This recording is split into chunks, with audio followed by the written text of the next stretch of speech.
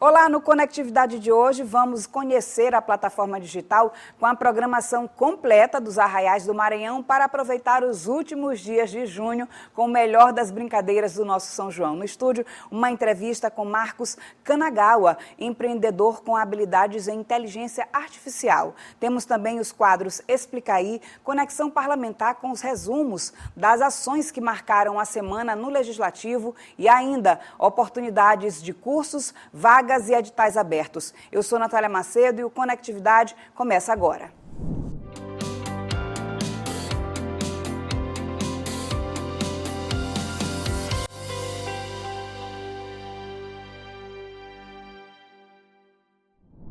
Junho está chegando ao fim, mas a gente ainda tem pique para os arraiais. O São João do Maranhão 2026, realizado pelo governo do estado, ganhou uma plataforma digital que permite consultar a programação junina de todos os arraiais, além de informações sobre hotéis, restaurantes e outros serviços. A reportagem é de João Carvalho, João Oliveira, com produção de Aline Cantanhede.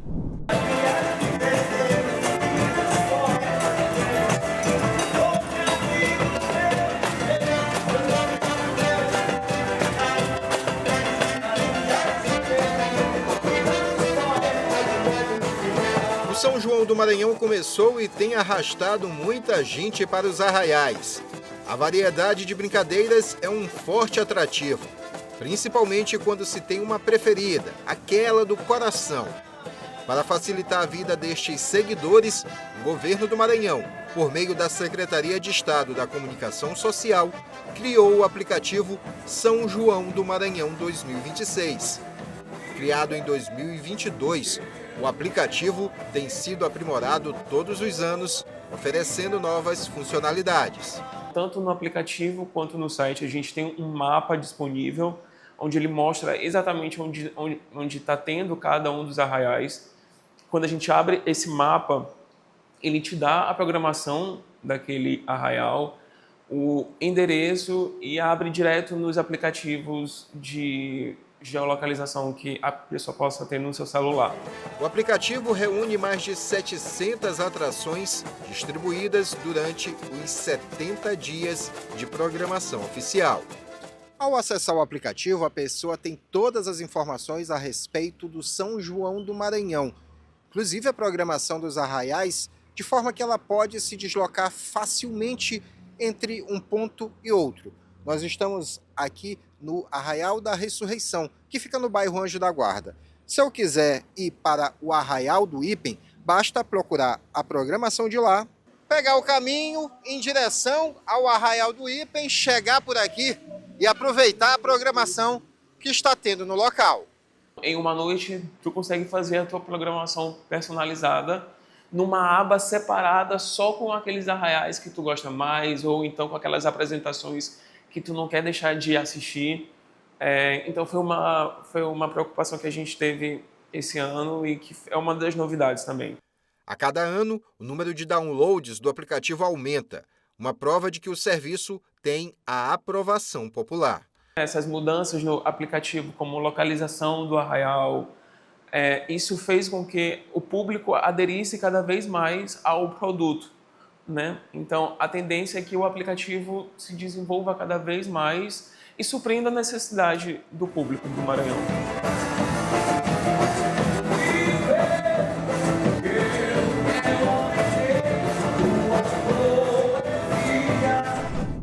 O termo app muita gente conhece. Mesmo assim, o quadro Explica Aí vai mostrar de forma simples para que mais pessoas tenham conhecimento do que é um aplicativo. Um aplicativo ou um app é um programa criado para realizar tarefas específicas em celulares, tablets, computadores e até televisões inteligentes. Ele funciona como uma ferramenta digital que ajuda as pessoas no dia a dia, seja para conversar, estudar, trabalhar, comprar, pedir comida ou se divertir.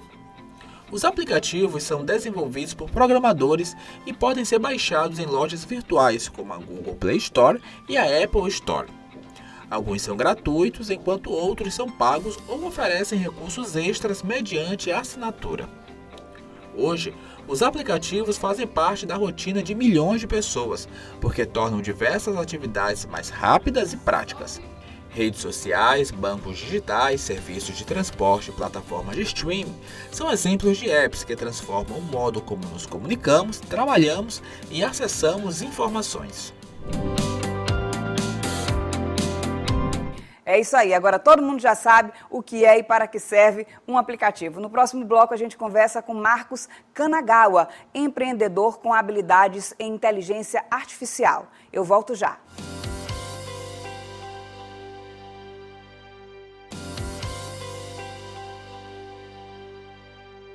Olá, estamos de volta e o Conectividade conversa com Marcos Kanagawa, empreendedor com habilidades em inteligência artificial. Na pauta, a inteligência artificial como facilitadora do empreendedorismo no Maranhão. Seja bem-vindo, Marcos. Muito obrigado. E Marcos, como é que a inteligência artificial entrou na rotina profissional da tua empresa?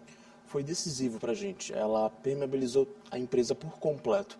Hoje em dia, todos os processos que a gente tem na companhia têm um pouco de inteligência artificial. Seja do jurídico, a parte financeira, a operação em si, até vendas. A gente usa ela de ponta a ponta na empresa. Em que momento você percebeu que a IA poderia ser potencializadora dos teus negócios? Aconteceu para a gente principalmente em 2022, onde a gente estava em um mercado que se via muito preso ao modelo anterior, ao boom das inteligências artificiais, que aconteceu ali em 2020. Só que aí a gente teve uma mexida nesse mercado muito grande, onde todas as empresas ao nosso redor começaram a adotar essa inteligência artificial e ter o que a gente chama de escala horizontal. Essa escala permitindo que, com a mesma quantidade de trabalhadores e mão de obra, eles alcançassem um mercado muito maior. Então a gente sentiu que era o momento certo de começar a investir nessa tecnologia para ter uma competitividade maior. Marcos, qual é a atuação, a área de atuação da tua empresa e quais tarefas mais vocês realizam com o apoio da IA? A gente começou principalmente com o que a gente chama de body shop, ou seja, a gente terceirizava uma mão de obra da América Latina para empresas americanas. Esse foi o nosso principal business no começo. A gente foi ali para a Argentina, competiu com algumas empresas locais e hoje a gente está trabalhando também com inovação.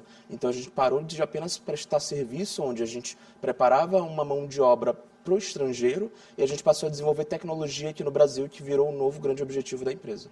Agora, Marcos, uma pergunta até polêmica. A IA, ela substitui o profissional, a pessoa, ou ela potencializa o trabalho deles? Com certeza ela não substitui, mas ela potencializa. Ela tem um potencial de aumentar a sua capacidade produtiva infinito. Eu digo muitas das vezes que ela funciona como um espelho. Então ela está ali para refletir e melhorar ou até aumentar o que você já tem presente. Não adianta eu dar uma IA para alguém que nunca cursou medicina, que ele não vai conseguir simplesmente fazer uma cirurgia hoje. Sim. Mas se eu dou uma IA especializada em medicina para um bom médico, ele tem aquela sua habilidade muito melhorada, ele tem uma capacidade produtiva muito maior. Quais foram os ganhos de produtividade que você observou na tua empresa depois de implantar a IA? No nosso caso é bem interessante porque a gente sentiu que teve um ganho financeiro direto. Alguns dos produtos que a gente desenvolveu com o uso de inteligência artificial, como, por exemplo, serviços ao qual os nossos clientes se autosserviam e a gente não dependia da mão de obra direta da nossa operação para fornecer esse serviço, causaram na empresa um grande impacto de até 15% do faturamento. Então a gente teve um ganho gigantesco ali de faturamento com um custo baixíssimo. A gente não precisou modificar muito a nossa operação para aumentar esse ganho. Então para a gente foi numericamente ali, ela já se pagou na primeira aplicação. Poxa, que legal. E Marcos, como é que pequenas empresas, elas podem começar a utilizar inteligência artificial na rotina? Eu acho que o primeiro passo é justamente o empreendedor começar a entender como é que ela funciona, buscar se profissionalizar. É uma palavra que pode parecer fora de moda, mas hoje em dia ela ainda é muito pertinente. O dono da empresa ele precisa entender como que a IA funciona, quais são as suas limitações, como é que eu posso aplicar ela no meu setor e a partir daí esse conjunto de coisas vai trazer para ele um tipo de insight diferente de na minha operação específica, é assim que eu pretendo usar a IA. Mas é preciso ter assim, um conhecimento técnico muito avançado? Definitivamente não. Não precisa ter um conhecimento técnico muito avançado, você precisa ser principalmente curioso. E eu imagino que todo empreendedor no Brasil é muito curioso. E assim, atendimento ao cliente também facilita? Facilita com certeza. Um dos nossos produtos, a gente tem um atendimento muito grande ao cliente, porque é um marketplace de arenas desportivas.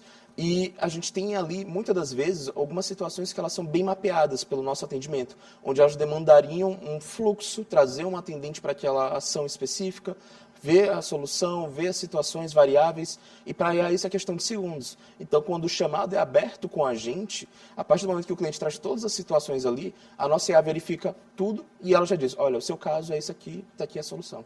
De que forma que a inteligência artificial, a IA, ela colabora com a rotina, com a organização, por exemplo, semanal e mensal da empresa?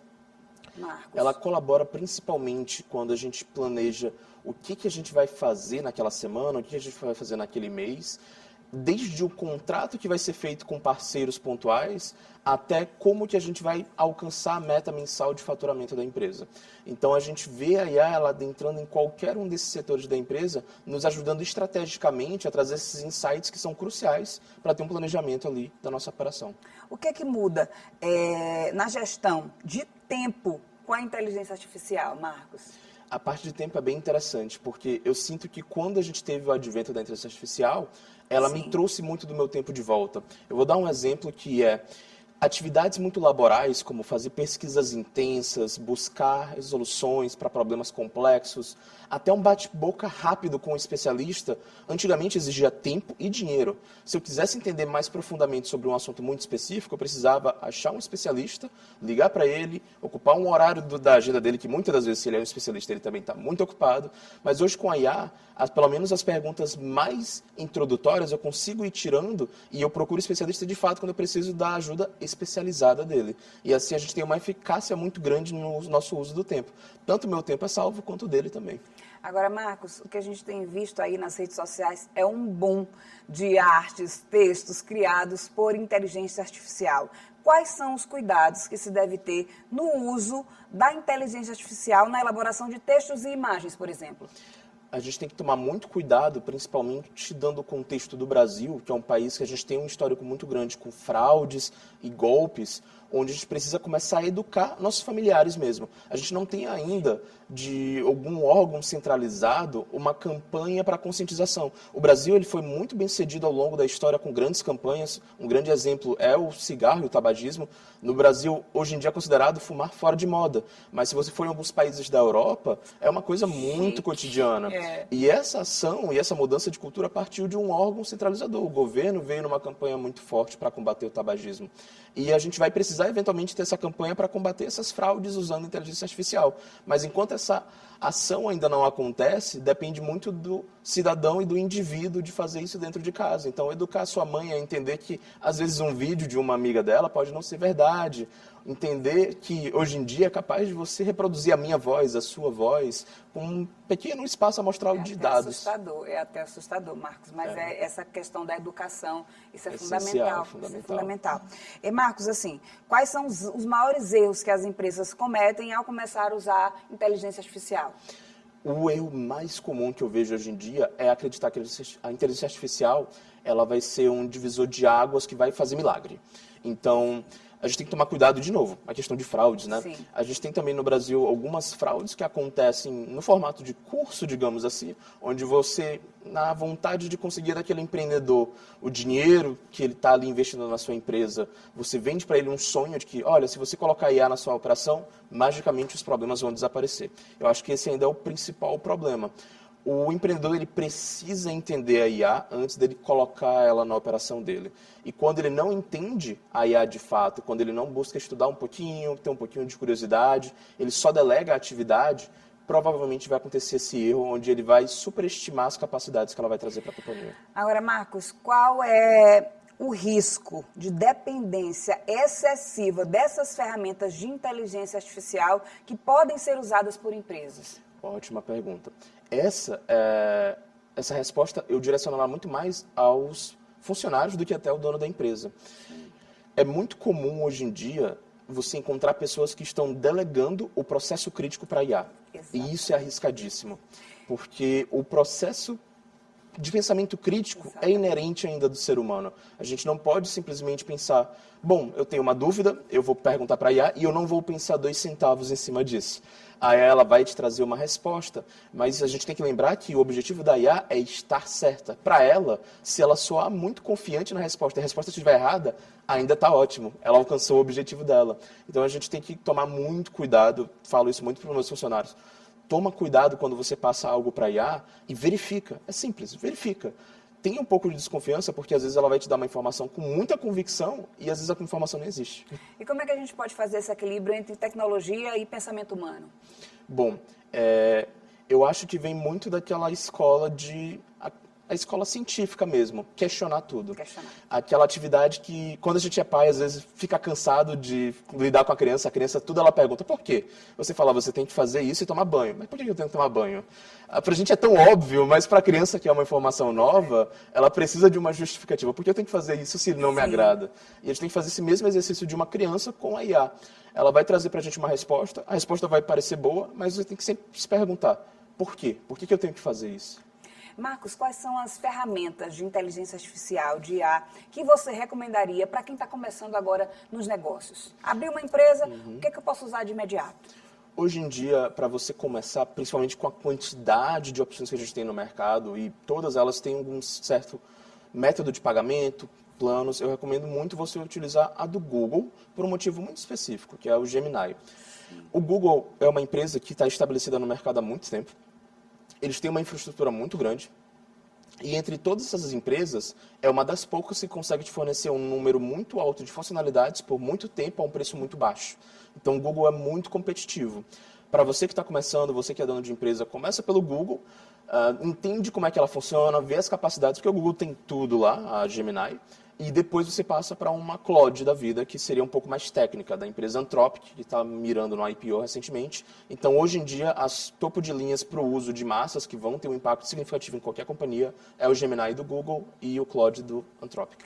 Agora, Marcos, eu, como jornalista, e também sou criadora de conteúdo, eu já fico assustada com o poder da inteligência artificial. Como é que você pensa a inteligência artificial daqui a 5 anos, por exemplo?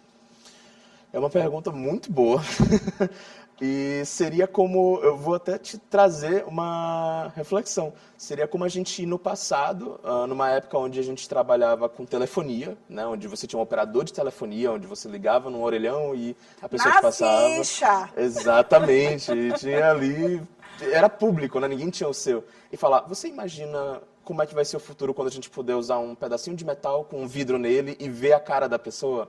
É algo assim, fora de conjectura. A tecnologia ela evolui muito rápido.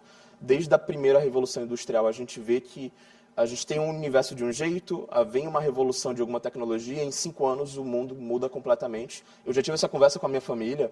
O meu pai fala que na época dele, ele tinha que ir para o orelhão público da cidade, porque na cidade dele só tinha um. E esse orelhão, ele fazia uma ligação para o irmão dele que estava no Rio de Janeiro. Então, eu sinto que eu sou muito otimista. Eu acho que aí ela não vai ser essa terra arrasada que muita gente gosta de vender. Eu acho que elas vendem realmente porque gera muito clique, gera muito engajamento, mas o que a gente vê sempre é o contrário. A gente teve a revolução da telefonia, que é um grande exemplo que eu trago, e não aconteceu que, sim, as pessoas que trabalhavam fazendo aquela transferência de ligação desapareceram como profissão, mas a quantidade de empregos que surgiu com o advento do telefone moderno, você ser uma influenciadora é um grande exemplo disso. Sim. Diversas profissões surgem que a gente, hoje em dia, não tem capacidade ainda cognitiva de imaginar o que vai acontecer. Agora, Marcos, só para a gente encerrar, quem não começar a usar a IA agora, corre o risco, por exemplo, de ficar para trás, o empreendedor? Corre. Seria como eu me recusar a usar um computador e continuar no datilógrafo. E tem gente que tem essa resistência. Tem muita resistência ainda. É engraçado porque esse saudosismo, ele não afeta ninguém a não ser você mesmo. Então, quando você se limita de usar algo melhor porque você está com receio ou você não confia no futuro, você se torna menos competitivo se você é um empresário, você se torna um pouco mais para trás na roda de amigos se você é uma pessoa do dia a dia, cotidiano, civil. Então, eu acho que, mesmo que você não apoie algumas coisas ou que você não curta a inteligência artificial, você tem que usar sim, porque você tem que estar aberto a essa experiência e entender qual vai ser o impacto. É uma coisa que pode ser que para você não tenha tanta influência, mas para o seu filho tenha influência. Porque a realidade que ele vai crescer já vai ser outra. Diferente da nossa. Marcos, muito obrigada pela tua participação aqui no Conectividade. Acho que todo mundo que está, inclusive, aqui acompanhando no estúdio, adorou. Você conversou de forma simples para todo mundo entender. Seja sempre bem-vindo aqui ao Conectividade. Muito obrigado, foi um prazer estar aqui. Eu vou adorar vir aqui novamente. Oba! No próximo bloco tem Conexão Parlamentar e dicas de oportunidades. É um minuto só.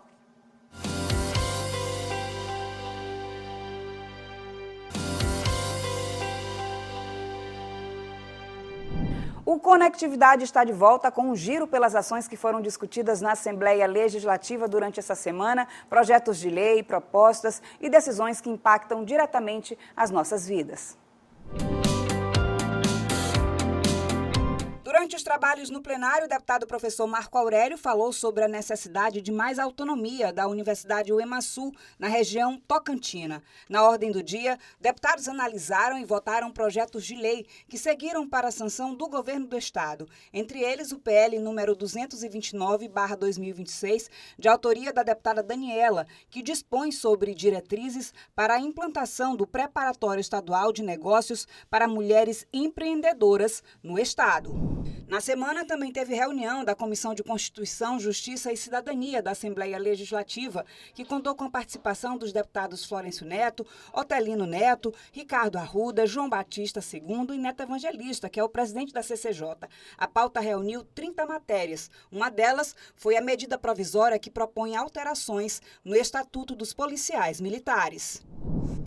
Foram 4 noites de festança. O Arraial da Assembleia se consagrou mais uma vez como uma grande festa da cultura popular. Sucesso absoluto, Casa do Povo cheia, segurança, conforto e acessibilidade. A presidente da casa, a deputada Iracema Vale, prestigiou as noites de festança com muita alegria. O Arraial contou com uma programação que reuniu bois de diferentes sotaques, além de danças folclóricas que contagiaram o público. Toda a festa foi transmitida ao vivo pela TV e Rádio Assembleia, além das redes sociais do Parlamento.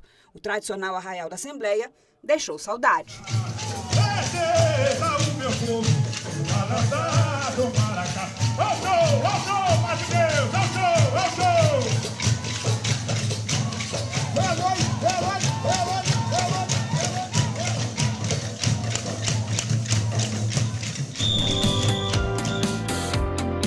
E agora é hora de olhar para o presente com oportunidade. Quem chega com vagas, cursos e editais abertos é a Paula Torres. Oi, Nath, muito bom estar com você mais uma vez aqui no Conectividade. E já está no ar mais uma edição do Conecta Oportunidades, trazendo concursos, editais e vagas de emprego que estão com inscrições abertas aqui no Maranhão. E a primeira oportunidade é para quem sonha com uma vaga no serviço público. A Prefeitura de Carolina está com concurso público aberto para cargos de níveis fundamental, médio, técnico e superior. São 381 vagas entre imediatas e cadastros de reserva. Os salários variam de R$ 1.621 até R$ 14.040. As inscrições seguem abertas até o dia 6 de julho e devem ser feitas no site concursos.icap-to.com.br. E tem mais oportunidade no setor público. A Secretaria de Administração Penitenciária do Maranhão está com um processo seletivo aberto para a formação de cadastros de reserva. As vagas contemplam municípios como Açailândia, Caxias e Porto Franco. Os salários podem chegar até R$ 3.818,92, dependendo do cargo. As inscrições são gratuitas e podem ser realizadas pelo site procel.ceap.ma.gov.br. Agora vamos falar de emprego em São Luís. O Adrenalina Park está com vaga aberta para manutenção e limpeza. A oportunidade é para atuação na capital maranhense com jornada de trabalho das 8 da manhã à 1 da tarde. A empresa oferece treinamento para manutenção das atrações com a equipe especializada. Os interessados devem enviar currículo para o e-mail adrenalinapark.rh@gmail.com.